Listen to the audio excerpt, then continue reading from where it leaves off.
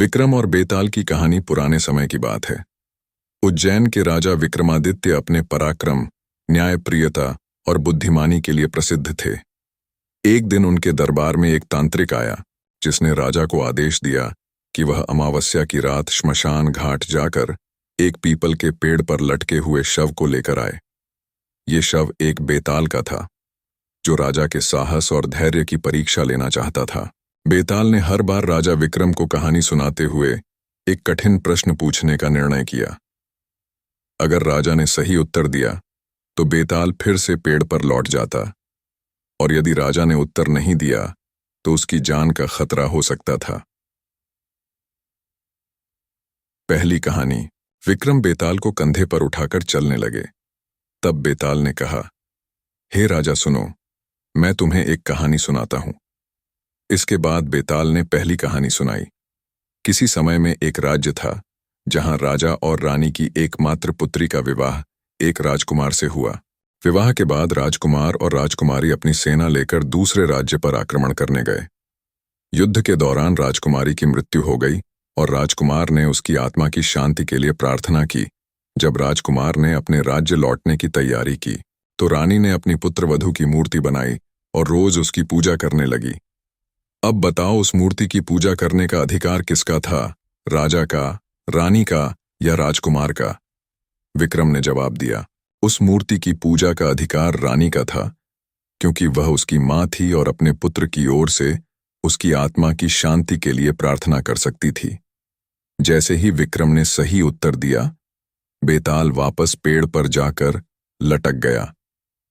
दूसरी कहानी। विक्रम ने दोबारा बेताल को पेड़ से उतारा और कंधे पर रखकर चलने लगे। बेताल ने दूसरी कहानी सुनानी शुरू की।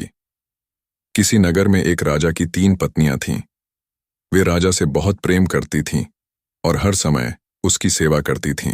एक दिन राजा अचानक बीमार पड़ गया और उसे नींद नहीं आ रही थी।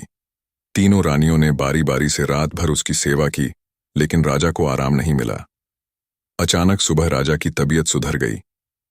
अब बताओ, राजा की सबसे प्रिय पत्नी कौन थी?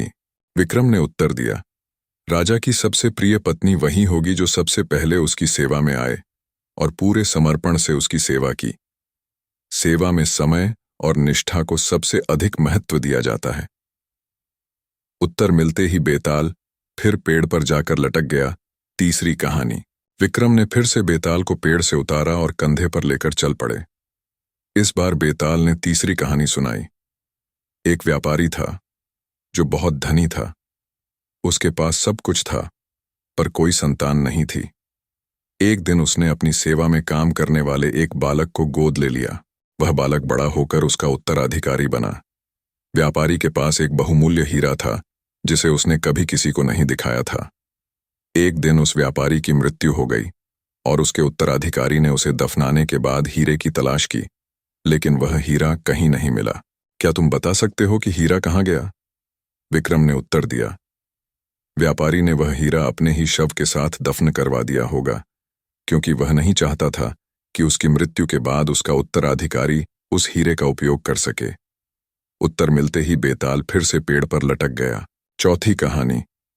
विक्रम ने हार न मानते हुए चौथी बार बेताल को उतारा और फिर से कंधे पर रखा। बेताल ने इस बार चौथी कहानी शुरू की। एक राज्य में 3 भाई थे। उन तीनों भाइयों ने एक सुंदर कन्या से विवाह करने का निर्णय किया। उस कन्या ने तीनों को एक एक करके अपनी काबिलियत साबित करने के लिए कहा। तीनों ने अपनी काबिलियत साबित की, लेकिन कन्या ने सबसे छोटे भाई को अपना पति चुन लिया। अब बताओ, कन्या ने सबसे छोटे भाई को क्यों चुना? विक्रम ने जवाब दिया, कन्या ने सबसे छोटे भाई को इसलिए चुना क्योंकि वह सबसे विनम्र, समझदार और हिम्मती था।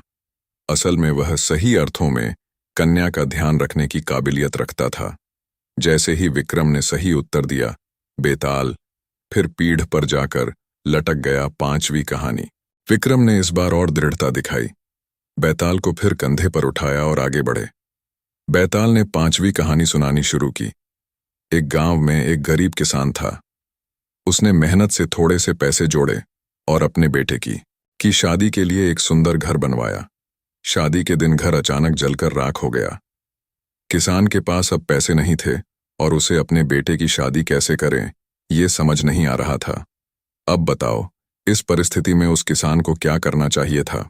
विक्रम ने उत्तर दिया, किसान को अपने आसपास के लोगों से मदद मांगनी चाहिए थी, क्योंकि इस दुख की घड़ी में गांव वाले उसे सहारा दे सकते थे।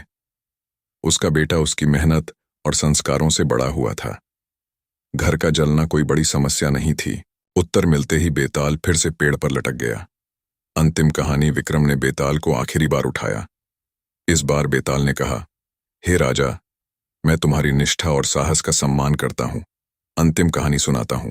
अगर इसका उत्तर नहीं दे पाओगे तो मैं तुम्हारे साथ चलूंगा। एक राज्य में एक राजा था। उसकी बेटी ने एक समय पर कई योद्धाओं को हराकर अपनी शक्ति का प्रदर्शन किया। राजा ने उसके लिए एक योग्य व्रत ढूंढने की ठानी, परंतु राजकुमारी ने कहा कि वह सिर्फ उसी से विवाह करेगी जो उसे हराएगा। अंततः एक युवक ने उसे हरा दिया और दोनों का विवाह हो गया। अब बताओ, क्या यह निर्णय सही था? विक्रम ने उत्तर दिया, यह निर्णय सही था, क्योंकि राजा और राजकुमारी दोनों ने शर्त पर विवाह की बात कही थी। युवक ने अपने कौशल से राजकुमारी को हराया, इसलिए विवाह का अधिकार उसी का था। अमिताभ विक्रम की बुद्धिमानी और न्यायप्रियता से बहुत प्रसन्न हुआ और कहा, राजा, तुमने हर बार सही उत्तर देकर अपनी बुद्धिमानी सिद्ध की है। अब मैं तुम्हारे साथ चलूंगा और तुम्हारी सहायता करूंगा। इस प्रकार विक्रम और बेताल की मित्रता हो गई। विक्रम बेताल को लेकर महल में पहुंचे और उस तांत्रिक को परास्त कर उज्जैन के राज्य की रक्षा की। बेताल ने विक्रम को अपने मित्र के रूप में स्वीकार कर लिया और हमेशा उनका साथ देने का वचन दिया।